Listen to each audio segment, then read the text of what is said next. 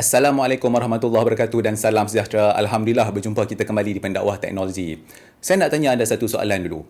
Anda pakai CCTV tak dekat rumah? Kalau sekiranya anda belum lagi pasang atau masih lagi duk fikir-fikir nak pasang atau tak, maka saya nasihatkan siap-siap, jangan duk tunggu lama-lama, jangan jadi macam saya. Harta benda dah rosak, rugi beribu-ribu ringgit, baru nak pasang CCTV. Dalam episod kali ini, saya akan kongsikan dengan anda apa yang berlaku pada saya tak lama dulu dan CCTV jenis apa yang saya gunakan untuk pastikan keselamatan harta benda serta keluarga saya.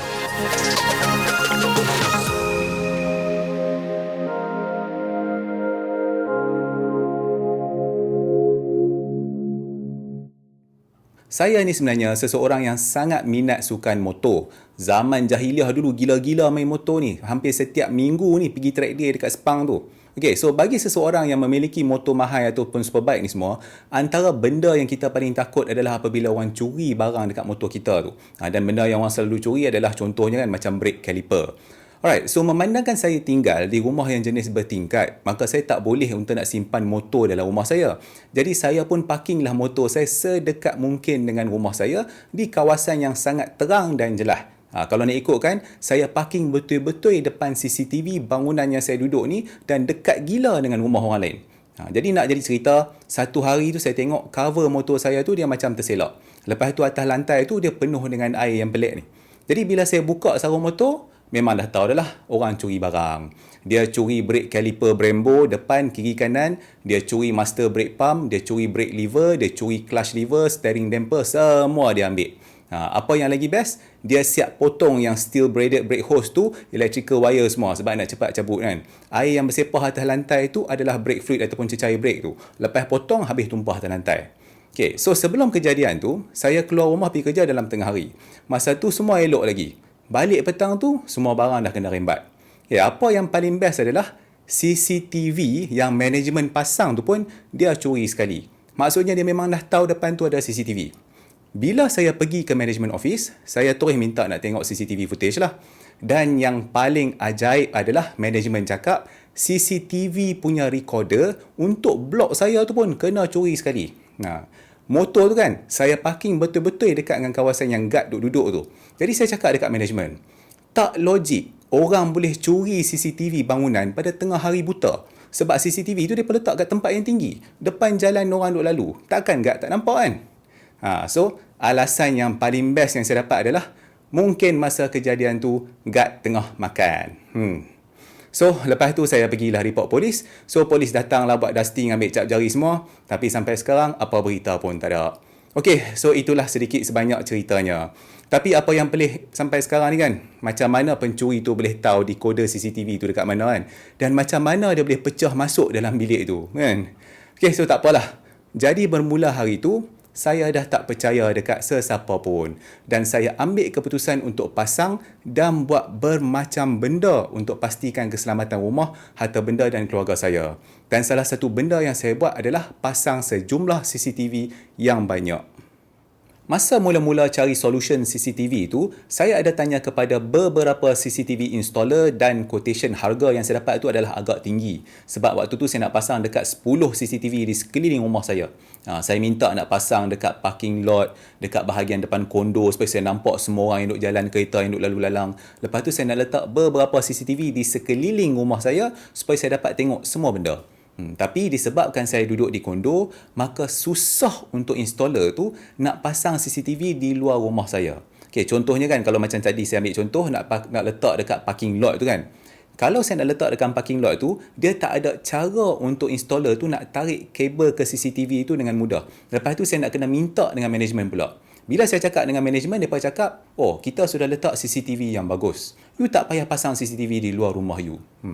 Jadi waktu tu saya tak puas hati, maka kawan saya Syahrul dia suggest untuk saya gunakan CCTV berjenama EasyWiz ataupun EasyWiz tu.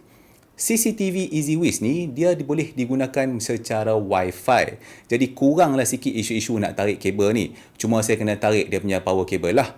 Okay, so pada waktu tu mula-mula saya try dulu beli satu CCTV kamera yang paling murah dan saya gunalah untuk beberapa hari. Lepas tu saya nampak benda tu elok, maka saya teruslah dapatkan beberapa jenis model lain dari EasyWiz tu.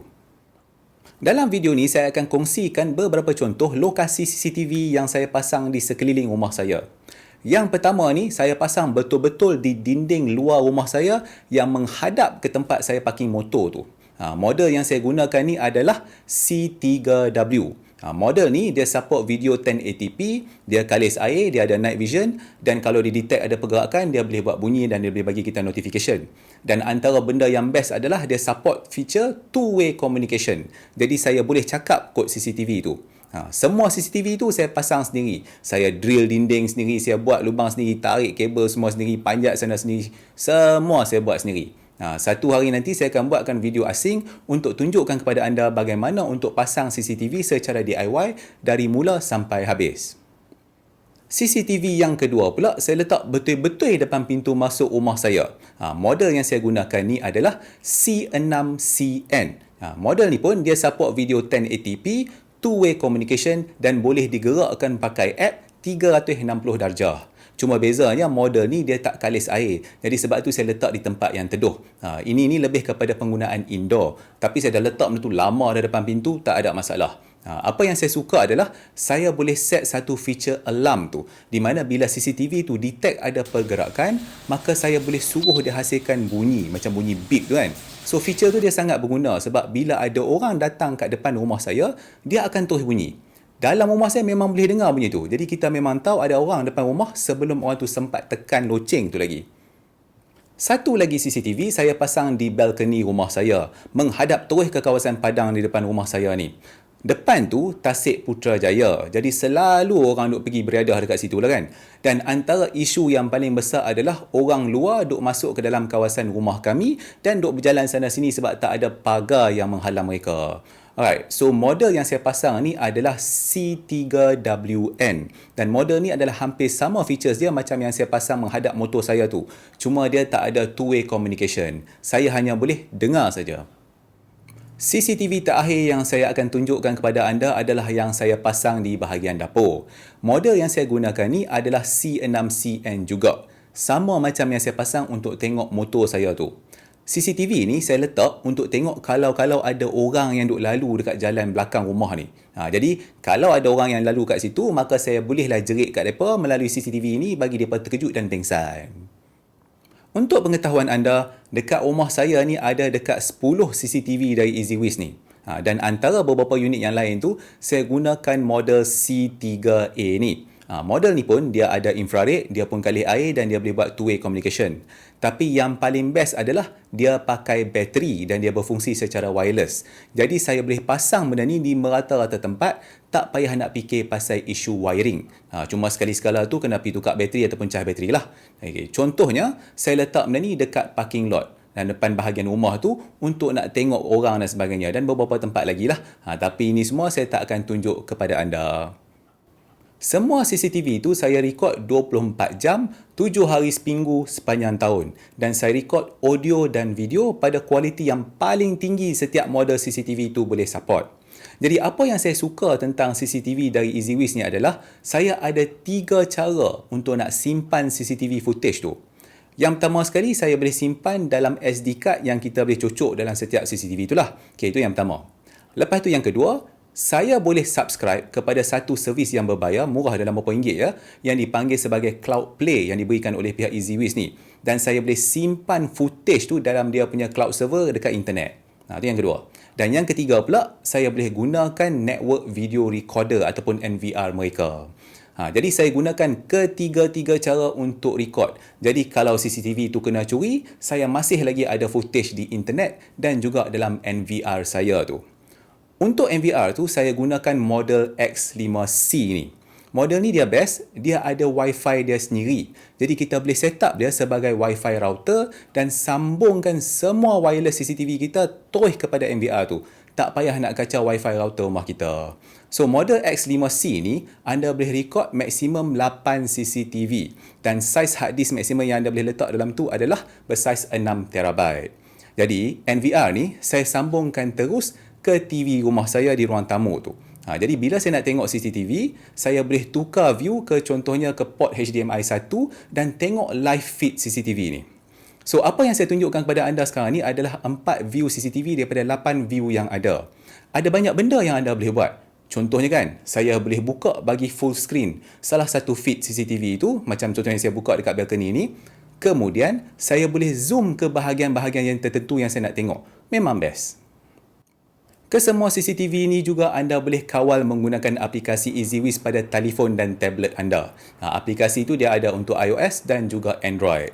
Jadi menggunakan aplikasi itu anda boleh tengok secara live footage CCTV itu ataupun tengok balik recordingnya anda. Dan anda juga boleh kawal CCTV itu ikut apa yang model tu support. Contohnya anda boleh bunyikan siren, record terus masuk video ke dalam telefon anda ataupun gerakkan kamera tu dan macam-macam lagi lah. Selain daripada tu, anda juga boleh gunakan Google Home dan juga Alexa untuk tengok CCTV anda tu. Contohnya kan, saya gunakan Google Home Hub dan Alexa Echo Spot. Nak configure benda tu amatlah mudah, tapi saya tak tunjuklah dalam video ni sebab takut jadi panjang. Jadi kalau anda berminat nak tahu, anda boleh tonton video yang dibuat oleh kawan saya di channel DIY Pintar ni. Beliau ajarkan macam mana anda nak link CCTV EasyWiz tu dengan anda punya Google Home Hub. Okey, ni saya tunjuk demo sikit kepada anda bagaimana saya tunjukkan live footage dari beberapa CCTV di rumah saya pada Google Home Hub dan Alexa Echo Spot saya. Alexa, show balcony. Okay. Okay Google, show outdoor. Alright, streaming the outdoor on living room display.